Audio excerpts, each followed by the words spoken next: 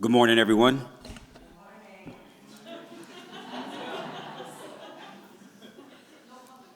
I hope you're all well rested. For those of you that don't have AC in your rooms, we apologize, but this is Europe. They don't believe in air conditioning because we have to save the environment. If you all come to Miami, I'll show you every single building has AC, so you get to decide. Today's talk is going to be sort of framing my work, but then also how that becomes tangential to the research and things that you've seen over the past few days. I like to call myself an architectural anthropologist in that I'm more interested in the ritual of space as opposed to the actual physical manifestation of buildings. So what you see is a multidisciplinary approach to architecture and design with some cool little videos in there, and then the work of material evidence. So this is collective care. As I mentioned yesterday, for those of you who were at the lovely dinner, that's one of the biggest things I've taken away from the past 2 weeks. And so I like to start with this slide, which is griot, which is the way that I define my work of storytelling. Griot is a West African term, and with this, I feel like it's the easiest way to tell stories through architecture is to have them have an embedded story within them in the narrative. And this is important because in many communities like mine, it's my grandmother. So this is my late grandmother who passed a year ago. Her name is Rosie.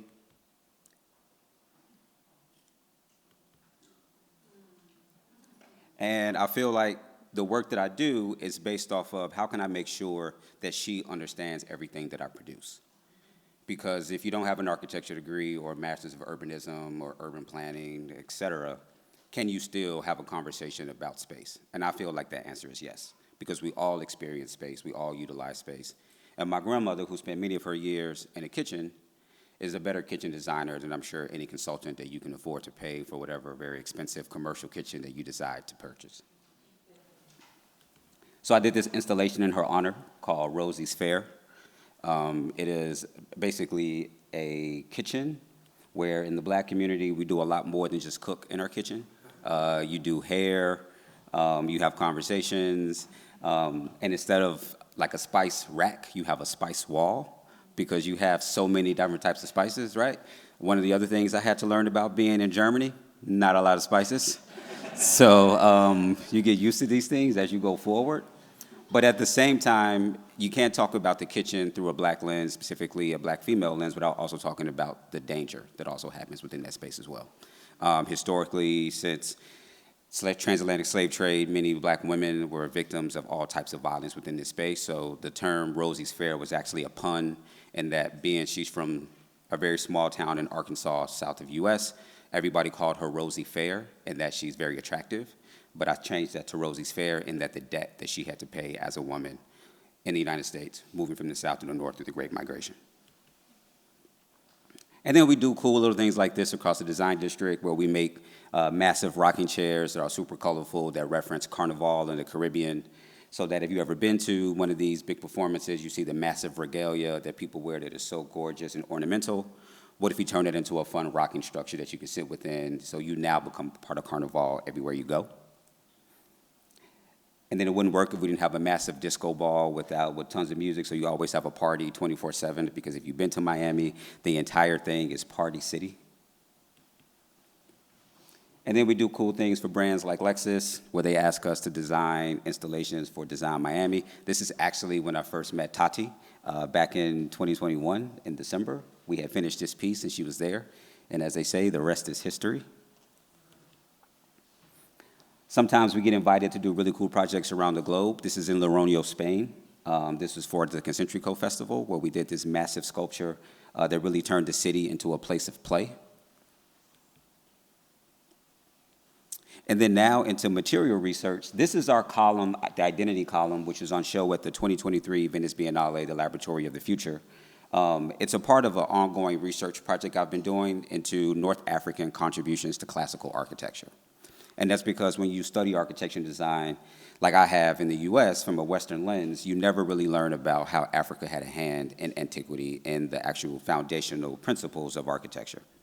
So as we're going through these learning objectives, we're beginning to understand what Morocco and Tunisia and Algeria and Egypt contributed And in my experience of being there in Rome and at the American Academy, every time I saw a person who was of African descent, many times, they were always wearing these yellow, ubiquitous, like Glovo bags. It was always just like a domestic laborer or someone who had some sort of position that wasn't very affluent. And it was very difficult for me to reconcile this as someone who's American. And so I created my own 3 columnar orders, which is identity, migration, and labor, to counter Doric, Ionic, and Corinthian. So this thing is 9 feet tall, it weighs 4,000 pounds. It's carved out of pure Spanish Marquina marble, and it is currently on show at Art Omai in New York City, in upstate New York. So this is how it was made. This is a massive block that it started from, and this is where the material research comes in. We took out this entire cylinder because if we didn't, this thing would have weighed about 10,000 pounds. And the Venice Biennale people at Arsenale said, Germane, we cannot have a piece that big inside of our building. If you can get it under 6,000 pounds, you'll be fine. So taking out that massive core was the first step into doing that. And so once we got the core out, and we used all of this, so once we took out the core, we actually reused a lot of the pieces for pedestals, which you'll see in a bit. And then they have this really cool diamond cutter that literally just slices it. Right, and so it's constantly being cooled because it'll overheat. The actual metal itself begins to overheat. And then it became this version that you see here.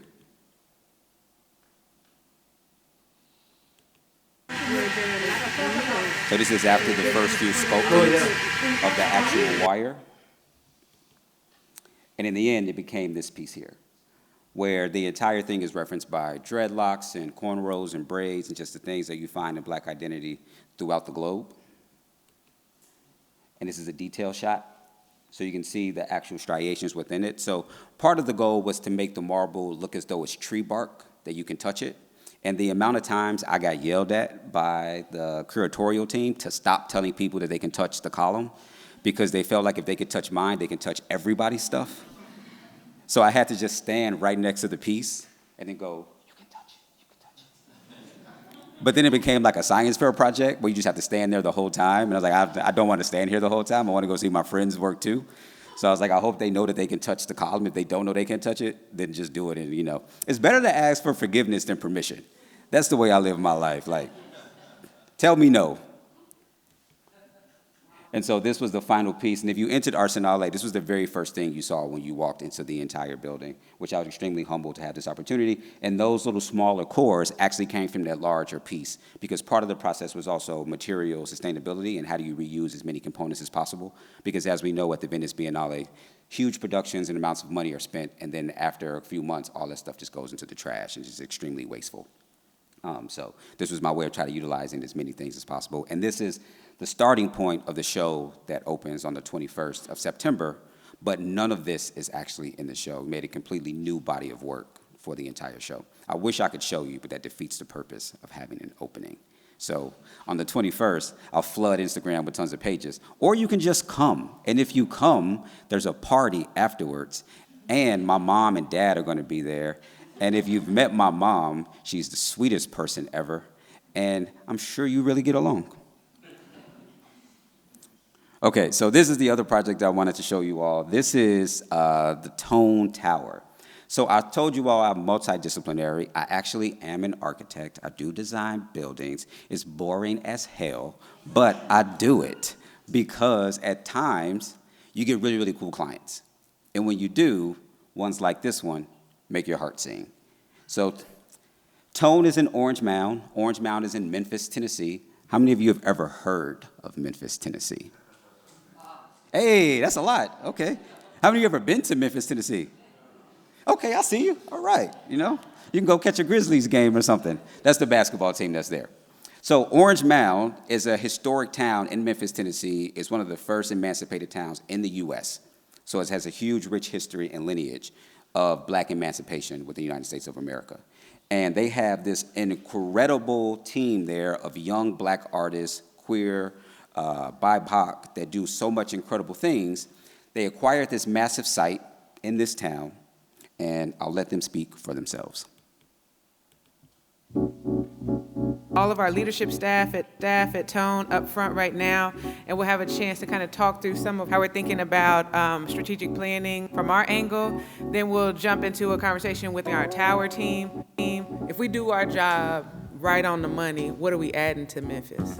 Really wanting Tone to be a safe space for all creatives. I want folks to be able to come to me and say oh, I really want to do this thing. I don't have anywhere else to take this thing. How can y'all support me in this? But to see you all in the wonderful way you all are orchestrating this is just breathtaking. So I understand what a person individually goes through running something that's for the betterment of their community. Hi everybody, Germane Barnes. I am your design architect for the Tower project. My biggest goals and ambitions for this is to make something that is so transformative, so bold, so beautiful, that it becomes a model for other cities, that it becomes a model for other communities, that people can see it. So again, super lucky. I got a random email that's like, hi, my name is Victoria Jones, and I am the executive director of Tone. We have this amazing property. We'd love to have a conversation with you about being a design architect. Now, how many of you in this room are architects or practice architecture or architecture adjacent? When you get these emails, do you believe them? Never. You're like, this isn't real. This is somebody just wants to waste my time. But I answered. It was like, sure, we can set up a time to chat. Turns out it was a real project, and they were real clients. And so they flew me to Memphis, and I got to hang out in Memphis during their Juneteenth celebration, where this happened. We built this motherfucker, don't forget it. Town 2024 Juneteenth Festival, man. A lot of acts here. Currency. We got Juicy J. We got motherfucking Heat Kid. I ain't gonna tell you who he gonna bring out on here. We got Eric Badu. It's gonna be a good time. We out here for the Juneteenth Festival. Fuck with me.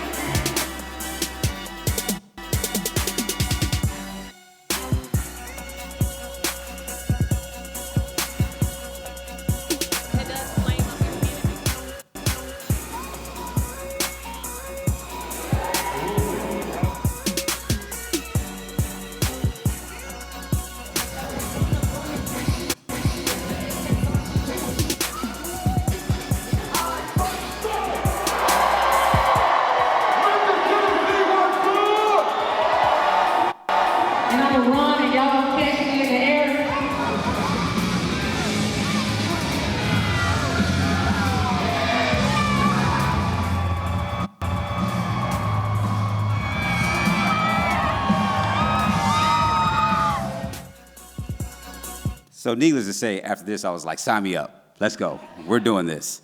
I'm so happy. Every day I realize how blessed I am that I actually answered that email and didn't just think it was spam and just ignored it. And so this is Victoria. Victoria is the leader and steward of this entire proposal. She actually just had a baby about a month and a half ago. So we're on a little bit of maternity leave, so we had to pause the project and design process because we couldn't do it without her. And we wanted to be respectful of her time as a brand new mother to be able to do that while we can just wait and do the rest of the architecture. This is Shorn. Shorn leads all of the artistic practice. I'm not gonna say everybody's name because there's a lot of people, but this is the crew. So our client meetings are always hilarious by the time we're done. This is the site. It's this huge entire area. And this is the kind of stuff that they do. They host tons of markets and pop-ups where they teach holistic wellness, community engagement and practice. And it's just an amazingly beautiful story. And they do DJ events.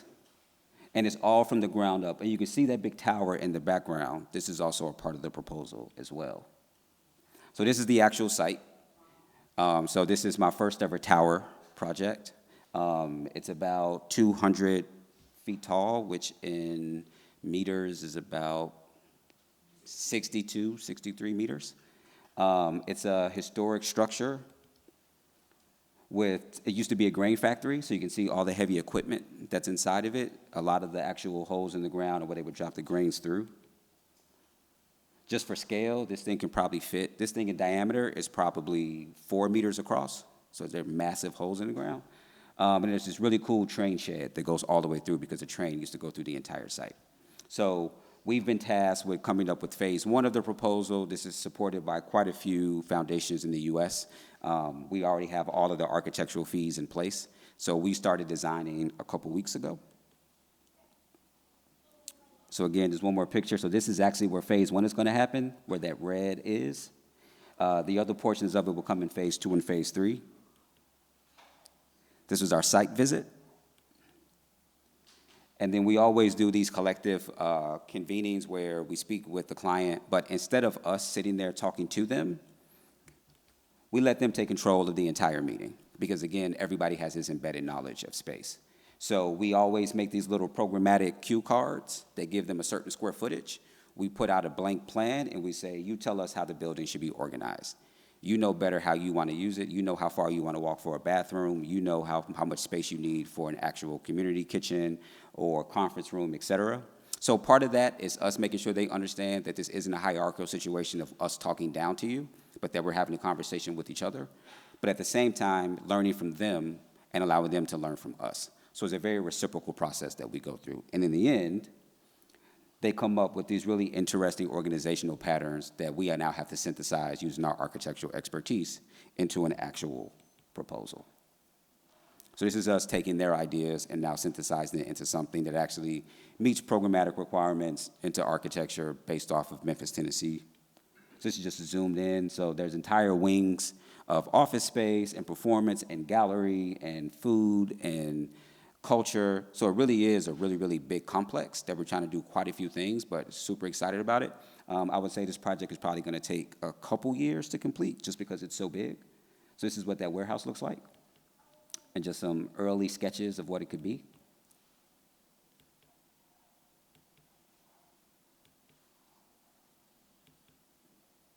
Okay, so enough of that. Now for the reason you are all here. Material evidence, the absence of land and labor. So as you can see, the last few projects, we've been doing a lot of things with materiality, with labor, trying to make sure people understand the processes of things, how can we make things more equitable. And so from there, I hit up my number 2, Zeno Franchini. I have no idea where he ever is. Oh, okay, there we go. And we basically was like, hey, we're gonna go do this thing, we're gonna rock it, hopefully it goes well. You do not have to read all of that text. It is a lot. But that is the brief that we essentially came up with, which was an extension of last year's brief on monuments. And I think the important thing about speaking to labor and materials is far too often we discredit the amount of effort and time and works it takes to create things. Whether that be a staircase or a chair or a pair of sneakers on your feet. All of these things take so many countless hours of knowledge production. And in the end, as a consumer, all we see is the end product, and we think that that is the thing that should be exemplary. That should be the thing that we give all of the applause to. And we rarely ever talk about the craftsperson or the bricklayer or the seamstress that did all the work behind the scenes that we never give credit to. Or whenever we have an opening for an art show or a design fair, all it says is the final author. It never says all the people who helped make this thing possible. If we actually had a list of credits that explained everyone that had a role, you'd probably see 30 people as opposed to 1 or 2 whenever you go to an art fair. So I hope that you're hypercritical of that every time you go see work, because it's important to understand these things are not done in silos. Everything is done collaboratively.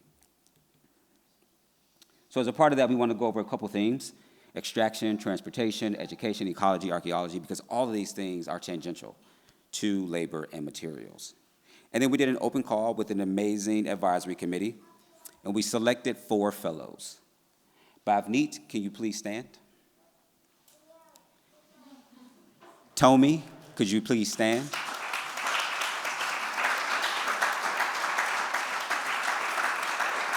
Miriam, can you please stand? Valena, could you please stand?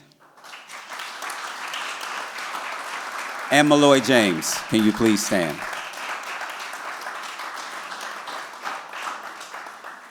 So, I personally want to thank you all again for going along this crazy 2-week journey with us and being here in the middle of nowhere, surrounded by nothing but fields and a lot of wine and amazing food by Andrea and Oscar, who's the most amazing caretaker you can imagine. Have any of you met Oscar? Raise your hand if you've met Oscar. Okay, I'm gonna make it my duty to make sure all of you meet Oscar, because Oscar he's basically MacGyver.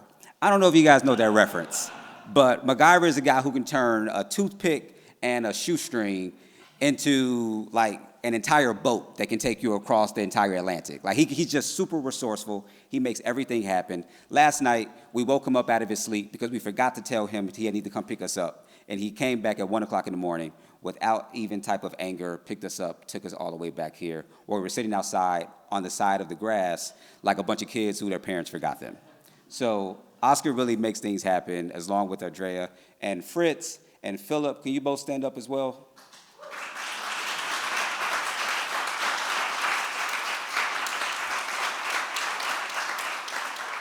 So you've probably seen these two. They've probably driven you around or walked you around places, but they're also critical to this. It's impossible without them, both for comedic relief and some youthful exuberance. They're both like 20, 21 years old, so every time I hear them talk, I'm like, God, I'm getting old.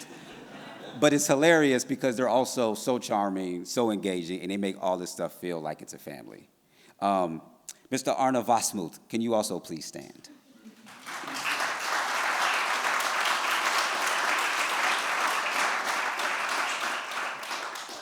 Arne and I had a very amazing and illuminating conversation when I first came to Germany, where he was trying to convince me to take this position, and I was like, I'm in the middle of nowhere, bro.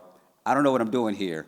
But in that 2.5-hour car ride, we realized we had so much in common, even though he's from far over here in Germany, and I'm from the west side of Chicago. So thank you. Oh, he's here. That's Oscar.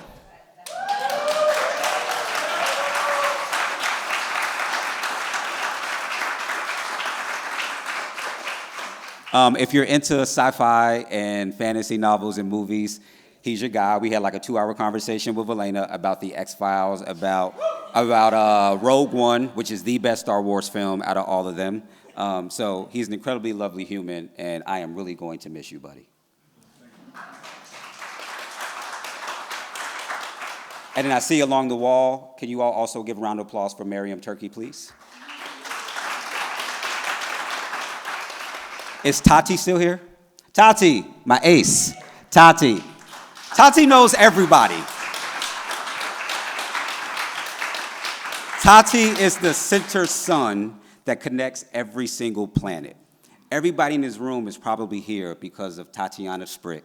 And the amount of times she sends me emails that I forget to answer, and she sends me WhatsApp message that I look at and forget to respond to, and at no point in time does she ever say, Jermaine, will you please answer your damn phone? She just very politely is like, in her very Tati voice, Jermaine, can you please answer your email, please? And then things get done. And Mr. Marzona, can you also please stand?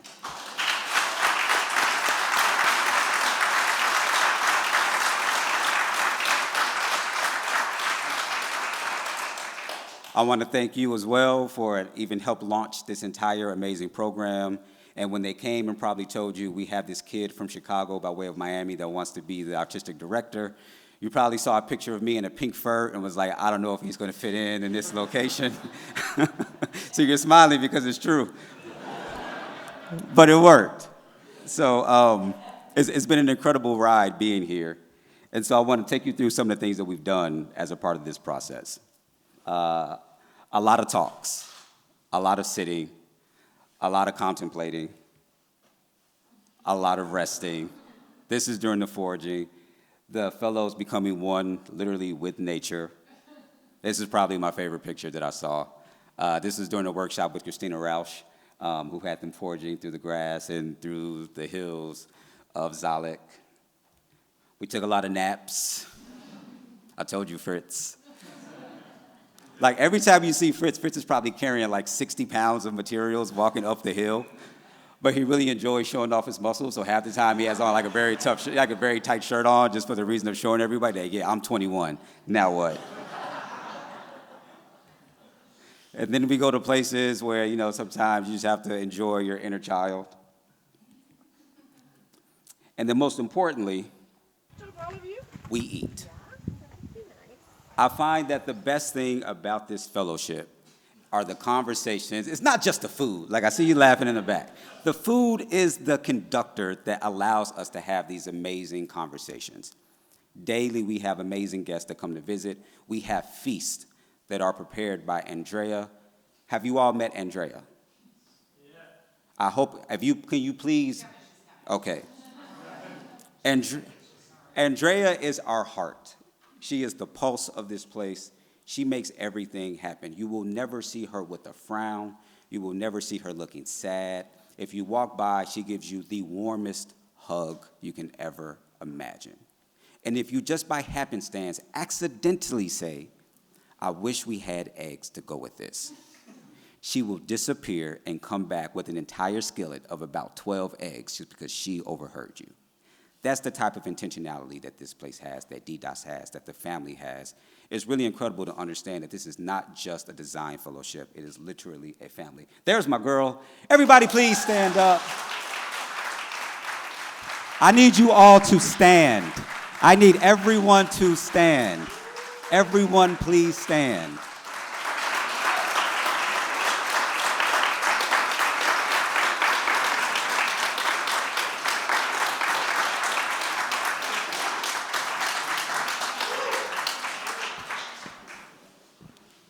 I mean it when I say that this place is incredible. I am absolutely going to miss. I know this isn't the for a well thing, but I was like, if I got 30 minutes, I might as well stretch it versus the other talk, which is like 10 minutes of wave, and then me giving Rosanna a hug and saying, they're all yours. But in the meantime, I just wanted to say thank you. Thank you for trusting my vision. Thank you for trusting my idiosyncrasies and my quirks. I know I disappear a lot. And while you all may not believe this, because you see me up here, I am extremely introverted. I don't like going outside. I prefer to just stay in my room watching X-Files or just drawing stuff. I'm not kidding. So you'll see me just disappear for moments of time or sit away from everyone extremely quiet, and nothing's wrong. But when you're here for 2 weeks, you're on all the time, from the moment you wake up into the day you leave. So every time I come here, I have to remind myself, okay, make sure the switch is on at all times, because if the switch is off, people are going to think that you're upset. And even when the switch is off in this place, they've absolutely made me feel like you have a chance to breathe, you have a chance to rest. Oh, and this dude finally gets here. You like 28 minutes late, bro. Everybody, that's Malloy James. You guys met him the other day.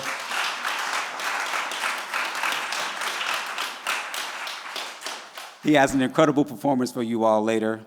And I still have 1 minute and 30 seconds left, so I'm going to stop right there and show you how good I am at this. I think you can keep going. Thank you.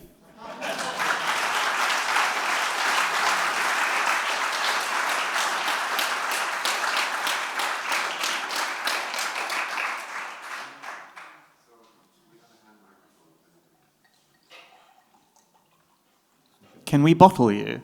Hey, Steve. That was amazing. Yeah, any questions? No comments.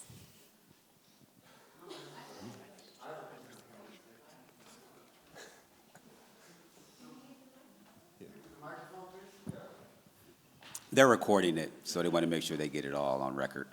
Hi, thank you. I just have a very specific question about the masks on the plinths. What were those?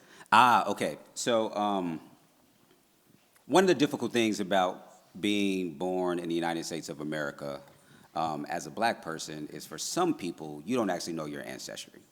So as far as you know, you're 100% American because your parents were born there, your grandparents were born there, your great-grandparents were born there, your great-great-grandparents were born there. So whenever they do these pictures of what it means to be America, they never show people like me who identifies as that. And so as a result, I would go to museums and I would see these like African exhibitions. And it's like the entire the entire continent of Africa, as opposed to like smaller portions of different places. You always have all these masks all over the place, right? And so I asked myself, well, what if for the Laboratory of the Future, I made some masks based off of the US and the ancestry there. So there were 3 masks that were made that were with the actual column. So there was an identity mask, a labor mask, and a migration mask. The migration mask was literally just water goggles. And it was water goggles because many people know in the US, a lot of people don't know how to swim because of racism. Like literally, people would destroy or contaminate local public pools so that black people wouldn't actually be able to swim in them. City officials and urban planning officials would lower bridges so that buses couldn't go to the beach. In places like Miami, they literally told you you're not allowed to go to the beach without a racial identification card. So you find so many people who have this embedded trauma, and so the goggles are a representation of that. Then there were the identity mask, which was that, unfortunately, also you identify as black. In many places, you have to reduce your blackness in order to be in those spaces and be comfortable. There's a higher level of assimilation that happens all the time. We call it code switching that you see. That's why the amazing thing about that Tone project is there's no need to code switch. You get to just be authentically yourself. And then the other one is the labor mask. Unfortunately, during the COVID-19 pandemic, we realized that cities are dangerous. Urban planning can be dangerous. Architecture can be dangerous because the communities that were hit the hardest by the COVID-19 virus were the black and brown communities. So we lost a high amount of people. So the mask there was a combination of a ventilation mask as well as this iconic photograph of a black body on a slave box where they cover up his mouth and treat him like chattel. So each of those masks spoke to the trauma of what it means to be a black person in the US, on top of these amazing new columnar orders to try to reorient that and create new possibilities for the future. Sometimes I have to be an academic.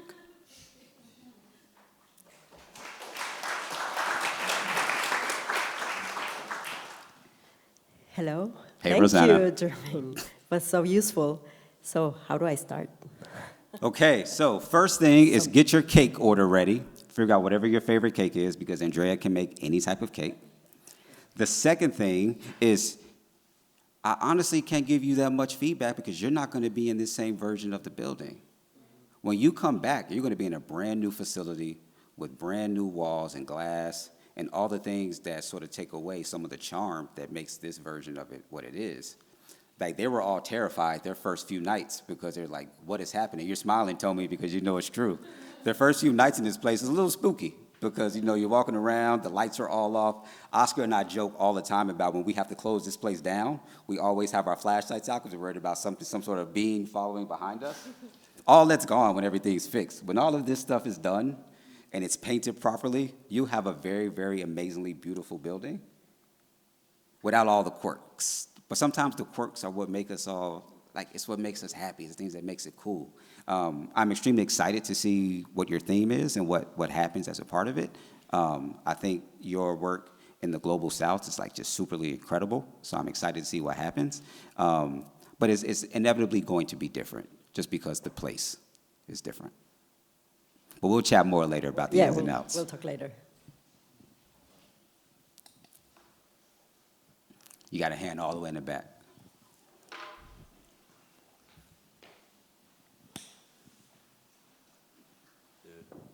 I just want to ask, when did you get so much clarity on your practice? Because there's clarity that I haven't seen in a lot of people's like architectural practice that you talk about, and it seems like your projects kind of sway to that as well. So, yeah. Thanks, Nif. I figured out the clarity of my practice in 2017. In 2017, I applied for a Graham Foundation grant. You heard Tommy speak to that foundation before. If you're in architecture and design, you know how important and critical that organization is in Chicago. And every year they give out funds, and I was just trying to ride the wave. So in 2017, the wave was parametric design. I was like, if I put in a proposal for parametricism, they'll give me some money. I know nothing about parametric design. I just wanted some money to go do some cool stuff. I didn't even make it past the first round. So the following year, I said, I'm going to write about what I know about. I know porches. I know the Great Migration. I know what it means to be black in America. I know what it means to be black and travel all the way to Arkansas back and forth during the summer because that's where my family's from. So I'm just going to put in this proposal, call it Sacred Stoops, and ask these people to send me to 5 super black cities across the U.S. and look at the porch as a manifestation of ritual and space. And then I made it to the second round. And I was like, okay, something might be here. So they asked you to update the document, and so I wove in my personal narrative. I was like, I'm from Chicago. We sit on the porch all the time. When I was 16, I got arrested off my front porch for mistaken identity. I was 16 years old. I had no idea that if you step off your own private property, you're on public property, the police can just arrest you. So I'm 16, I'm in the back of a police car, I'm laughing, because you know, Nif, I laugh at everything. My mom's hysterical. She's like, what's going on? And I'm like, Ma, this has to be a joke. This is like Punk'd. If you don't know Punk'd, look it up. It's a show on MTV, it used to come out a long time ago. And I'm in the car, I go to the police station, I'm in the police station, I'm locked up for about 4.5 hours. They realize I'm not supposed to be there, take me out of jail, I come back, I add that to the proposal, I get it. The moment I get awarded the Graham Foundation and they announce it on their social media page, I had a request from the New York Times, the Swiss Institute, MoMA, and everybody saying, we want to follow you as you go around these cities. And I was like, I haven't done anything. I literally just got the proposal back today. But in the New York Times, representative literally followed me around Detroit as I went to go look at portraits and stuff, and I was like, oh, I got it. If I just stay true to me and what I know, what I'm an expert in, I got this. And then MoMA happened, and the Chicago Architecture Biennial happened, and then Venice happened, and all these other subsequent projects happened as a result of that. And I make sure to only take commissions that stay true to what I'm interested in, which is why even when I accepted the role of artistic director, I told Arna and Tati, if I don't get full creative control, just like what I want to talk about, I'm not doing this. I only know how to do it that way. And I remember an early call I had with Christian on our first advisory call, and Christian says to me, are you really going to write that in the document? And I was like, yeah, everything I'm going to write is what we're going to do while I'm there.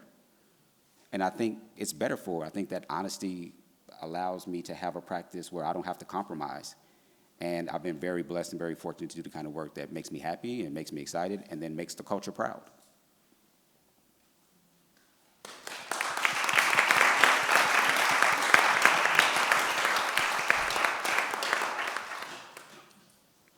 Germane, here. Julius. What's up, Jules? Hey, how are you doing? Thanks for your talk. I just have a specific question about your Memphis project. Regarding your cooperation with the people. Were they happy about this conversation that you had, and you kind of had the idea of doing the plan with them, and you not doing this top-down approach, because that's just how the way you work? Oh, they loved it. And also, sorry. Yeah. And also, did you always start your work like this? So I'll answer the always first and then follow up with the other one. As you all can see, I am not a very tall person. I'm not even a tall person. And then I don't have much facial hair. Not because I don't want to, but because I can't grow it. I found this out during COVID. I just let my hair grow and just kept on coming out, and nothing came up on the side of my face. So when you're in community meetings, people don't believe you're the architect. So while I'm sitting there and I'm talking to people who could be my aunts and my uncles and my grandparents, they're always like, oh, you're so adorable. Where's your boss? And I'm like, no, I actually am the boss. They're like, no, seriously.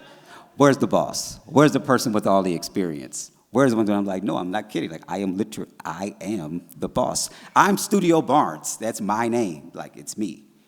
And through that process, one is breaking down their preconceived notions of what an architect is, but then also building up their confidence in that they have knowledge and that they are knowledge producers. Like, I'll tell them with one project that we had, and I was like, hey, I don't know anything about this neighborhood. I'm not from here. You are. So the more knowledge you give to me, the more I can synthesize it into architecture. I never say I'm gonna make everything and then say, here's something for you, because I'm not in the business of that. And so with the Memphis project, when we brought out the key cards and everything on the table, they were like, wait a minute, we're gonna design too? I was like, oh, no, you're gonna do all the designing. I'm just gonna stand over here to the side and give you all space to create. And the amount of times they argued with each other and let them find out very quickly architecture is hard. They were like, we don't have enough space for everything. I was like, yeah, that means you don't have enough money either. That means like the budget, it's like, that's how this works. So some of it is also just like helping them realize, like, this is a skill that we are trained in and that we should be paid adequately for, because a lot of people believe that because they live in a house, they're architects. They will tell you, no, I know what my house needs to look like. I just need you to draw it very quickly, and I'll pay you very little to draw it very quickly. So I'm like, in this way, I will show you, here's how hard this job is in like a 30-minute session, and then you will understand the labor that goes into this work. And so it works that way very well, and then they ask us for pictures and videos and stuff, and then by the time it's done, we have a consensus program, and then we go from there and start designing. It takes more time, not gonna lie to you. It makes everything so much longer because you're not just doing whatever you want to do and saying, give me approval and moving forward. But I think it makes people happier because they're a part of the process, and it makes them care about it more. Thank you. Germane, I would really be curious to find out what the curatorial theme of this year sort of left you with. I mean, material evidence, the absence of land and labor. I mean, what conclusions do you take with you from this year's cohort, from this year's work, from the mentors that you invited, and also from your interaction in the region with the materials that you found here? So, I mean, none of this would be possible without all the amazing mentors who speak to the fellows. Some of them are here. If you're a mentor, can you please stand? I know Defemi is a mentor. Can you please stand? Ido, are you here? Can you please stand? Where's Ido? He was here. Did he leave? Or is he just sitting down and pretending like he's not here? But these are the people that help make this process what it is, because they all have so much expertise, and they share that with the fellows, and that sort of more knowledge production happens as a result of it. So I would say what I'm taking away from this is that sometimes you just have to pause. I don't know what it means to pause. I don't know what it means to take a rest. I don't know what it means to break. All I know is you just have to keep producing. That's the culture of architecture I was raised in. That's the culture of US that I was raised in, is that if you have any free time, what is the other project that you could be doing to fill up that free time? And then once you're done doing that thing, it's not about celebrating that project, it's finding the next one. And then once you found that next one, find the next one. And so that sort of intensity and tenacity is something that helped me build my career.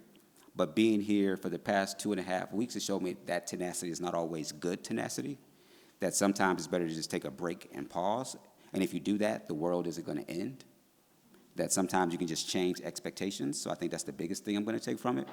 And then from the landscape, every other day I ran like 3.5 to 5 miles around this place because, again, we eat a lot, and there ain't a gym. So, you know, if you don't want to walk around here with an extra 50 pounds, you have to do something active. So I really became one with the landscape through the running that I would do all the time. And this is a spectacularly beautiful place. It truly is. If you run through the hills, you see amazing flora and fauna. You see amazing forestry. You run by vineyards. It really is a serene environment. And being from Chicago, you never see stars. There's so much light pollution, it's just not a thing. There have been numerous nights I've just sat outside with the fellows, something I did not do last year, and we literally just stared at the stars. I was like, what the hell is my life? This is like a fairy tale. This isn't real. But those moments are ones I'll take with me and hopefully begin to embed more themes of rest into my own practice so that it's not always this constant go, go, go, go, go. Dan has a question, and then Martin has a question.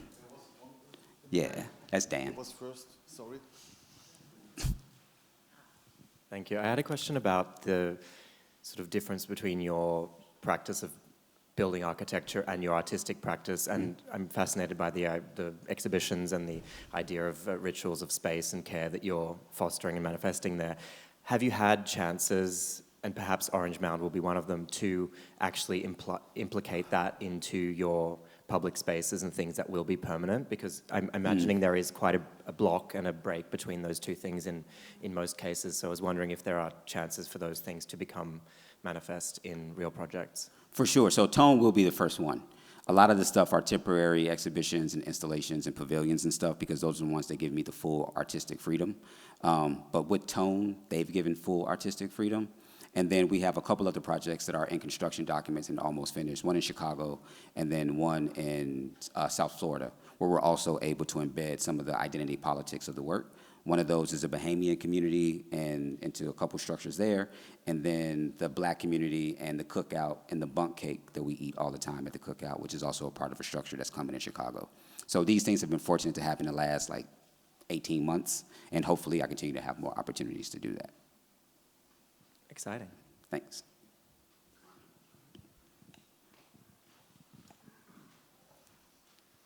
Thanks. First, thank you for the sort of inspirational work that you've done here and the sort of energetic talk. I wonder if there's a relationship between sort of material and labor and your work, the work you did at the Biennale in Venice, which I saw and liked very much, the column. Italy has a tradition of very sophisticated stoneworking, and they do have the sort of quarries. So I just wonder, is there a relationship? If so, what is it? And did this sort of also lead somehow to the theme of this year? Absolutely. So I'll go back to a couple of the pictures.